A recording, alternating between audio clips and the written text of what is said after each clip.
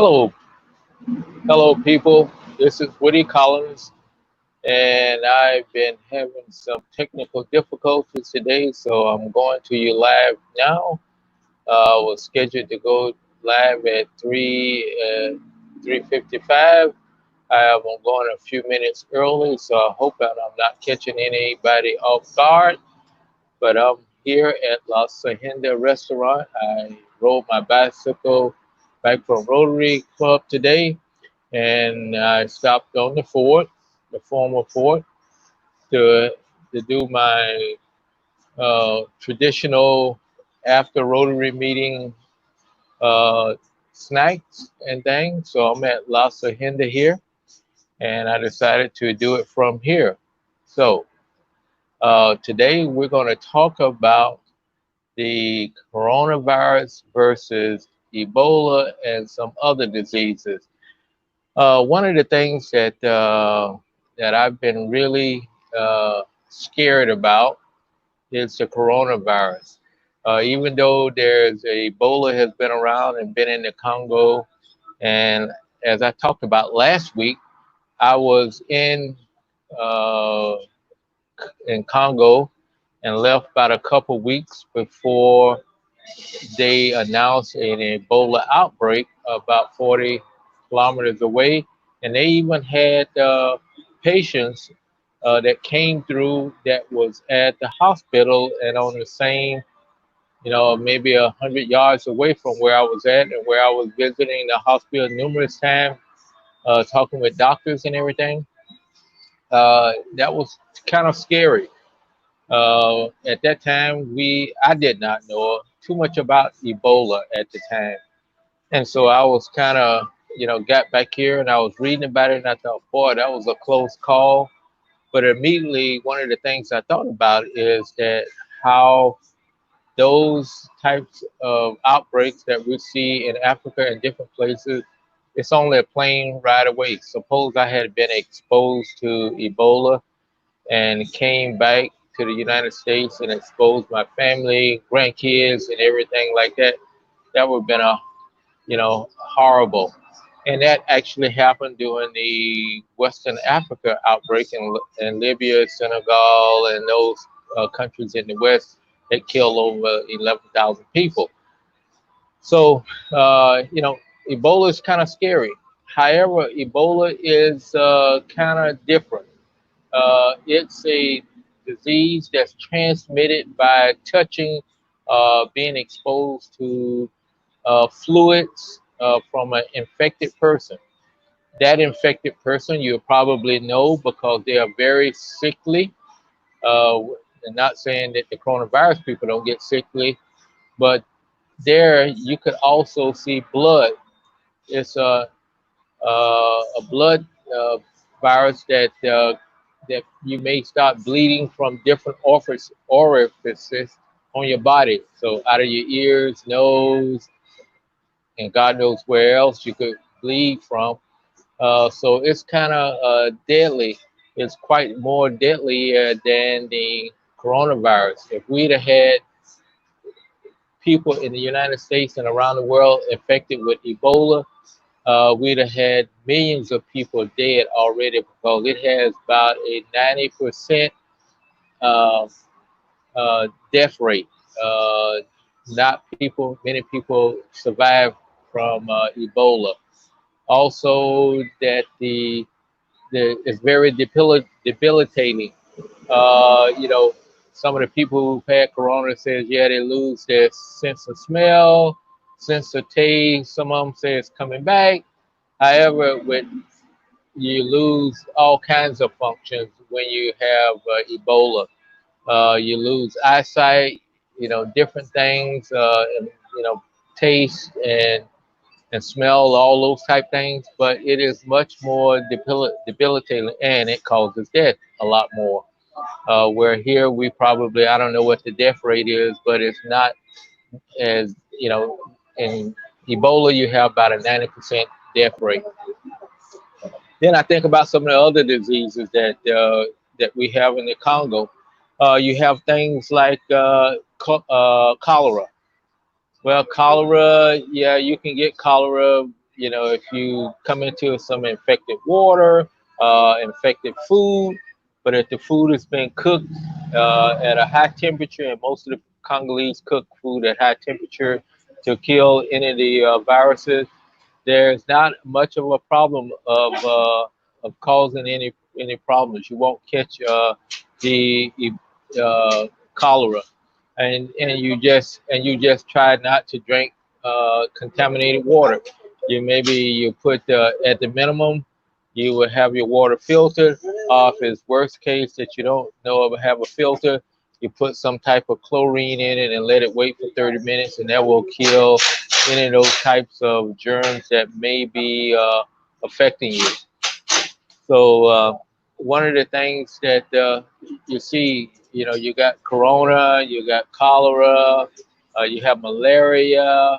Malaria, if you sleep on a mosquito net and take some pills as an anti-malaria medicine, you won't come down with most people don't come down with it. Some people still come down with it, but it's for me, it's been very highly effective.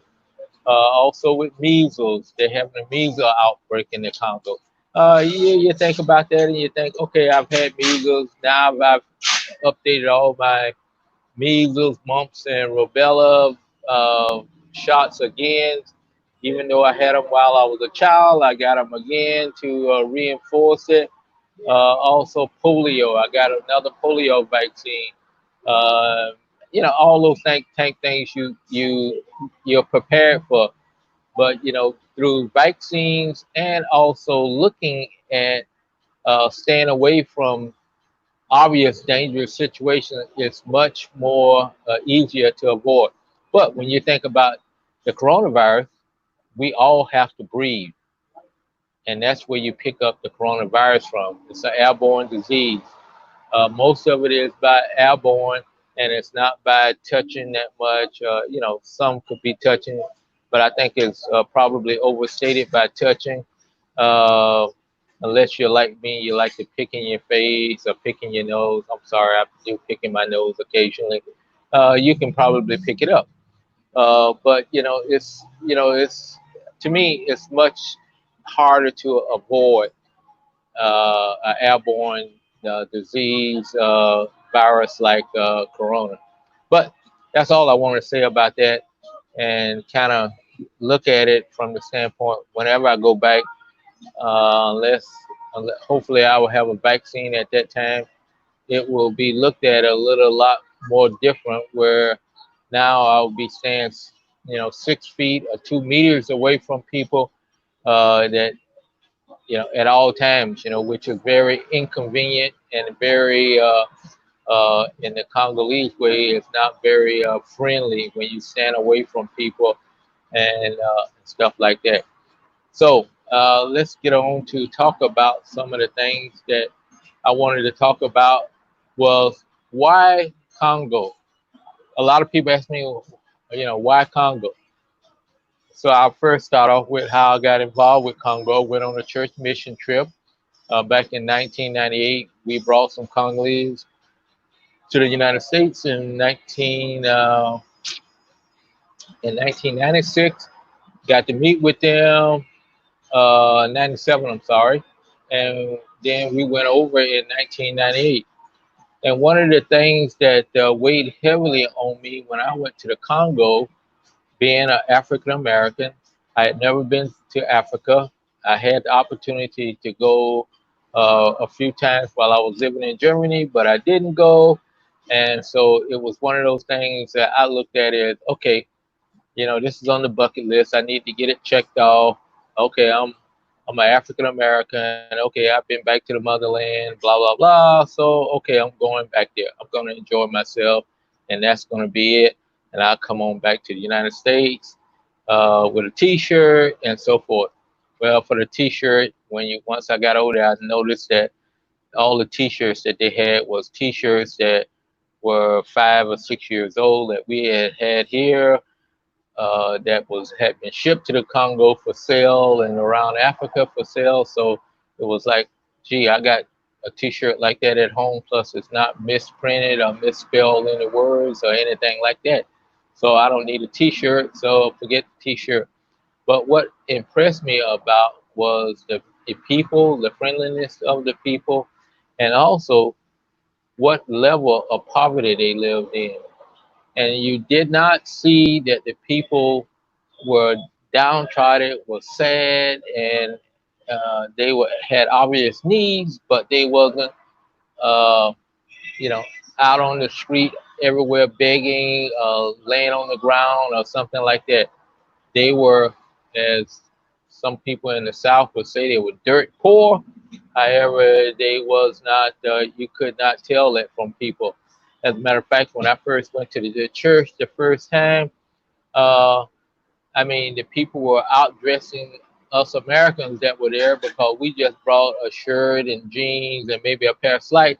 They had on a suit, a tie, and all that kind of stuff. And I'm thinking, man, it's too hot to wear that. And where did they get that from? I've seen some of the houses that they live in. So where do they keep that stuff? I'm sure they don't have closets or anything like this, but it was just kind of amazing. So it was something, but it was still at poverty level. How they lived in poverty, how they survived from day to day. How I think about the first meal I had was when we were out in the bush with a chicken, and I had been around my life chicken people killing chickens and eating chickens and stuff. And I looked at the chicken. It was in a big bowl of kind of with gravy, and I thought, oh, this is some really delicious, going to be delicious chicken. It had, I said the meat is so tender it's falling off the bone because there's not a lot of meat on this drumstick. Well, then finally, after I picked the drumstick and I looked at it, and I thought, this is all the meat it is. This chicken was kind of thin. He didn't have a lot of meat on his bone. So, it just kind of bugged me as how people could live in a society in that level of poverty and they lived like this. But they were, I wouldn't say happy, they were content. They survived. They wasn't screaming and hollering saying, what oh woe me, what am I gonna do? Yes, they were asking for help. And one of the things that we decided to do is help them to maybe we can make a difference. Uh, and we thought, gee, obviously the times have changed. Uh, 40 years or 50 years, say in the 50s and the 40s, they had different things. And but we were in the almost in the 2000s. Hey, we could come up with different solutions to things and make things work. And who knows, in a couple years, everything would be okay, and they would be living in a good quality of life. Well, 20 years later, I'm still working on that. We're making progress. We're helping people. However, it's just one of those things that, me being an American, we want to solve things immediately. And I did not think, I did not remember that other Americans had been there before me and it would have been solved by them. And why all of a sudden I thought I could solve a lot of things by them, by in and by myself and with others' help. Also, one of the things that I found out later on why Congo, I was happy. I took the Ancestry.com DNA test, and I found out that I had about 50% Congolese, that region of Africa that I related back to in my DNA. So, of course, all the Congolese always would look at me and says, "Oh yeah, you're Congolese, or you're this and you're this," and I kind of laughed it off and go, "Yeah, right." I know my four generations of my that probably that was born here in the United States, and so therefore, I was just as American as anybody else. And but however, I did find out that through DNA testing that I was, mostly Congolese in my ancestry. So that kind of added, to my desire to work for the Congolese people and try to help them as much as I can. So when people ask me why Congo, I would have to say, well, I went there to get a T-shirt, and originally, however, I found out that there was more to life than going around the world and getting T-shirts.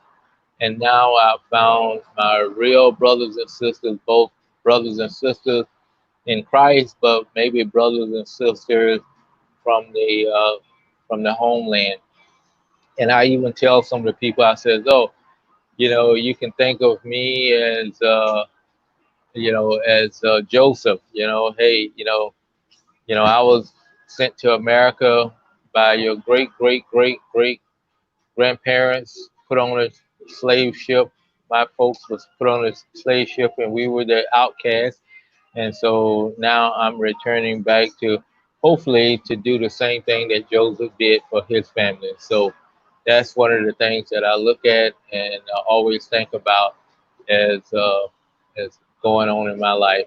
So, but anyway, I wanted to redo this video because I really flopped the first one that I did today, and I really had something to say that I wasn't going to pass up on the opportunity. Also, thank you for watching, and we will keep doing this over the next 30 days. So we got 27 more days to go.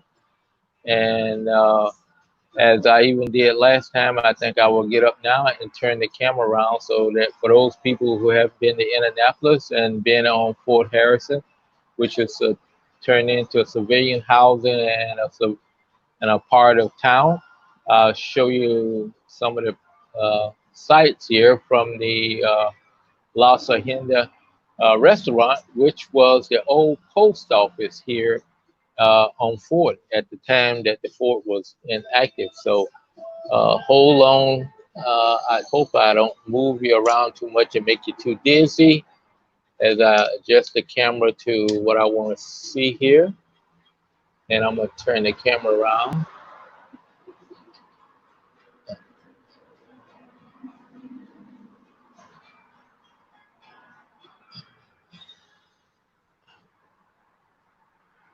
Okay, so I hope that we're still live.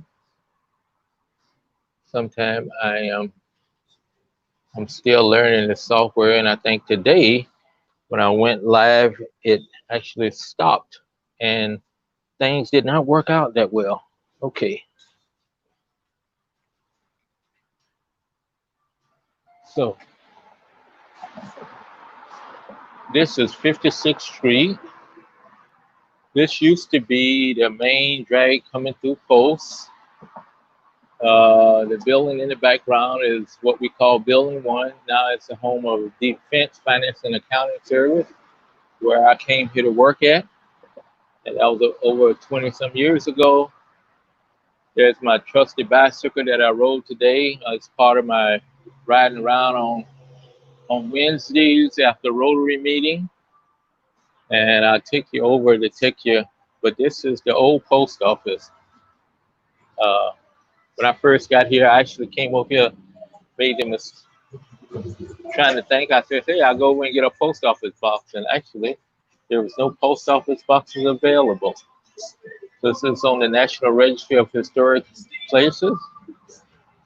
This in the distance there is the chapel and everything. And actually down the streets here, it was the parade field. That's where they had all the parades and the different. So these are all the buildings. This was the Colonel's Loop from the time that the fort was here. So this was all officers' quarters. But this is a lovely place, and so just wanted to give you a kind of idea where I hung out today. And I just like to say again, thank you for tuning in, and we'll see you tomorrow. And hopefully everything will work out much better tomorrow than it did today. at 3 p.m. Eastern time. So take care, be safe, and be blessed. Goodbye.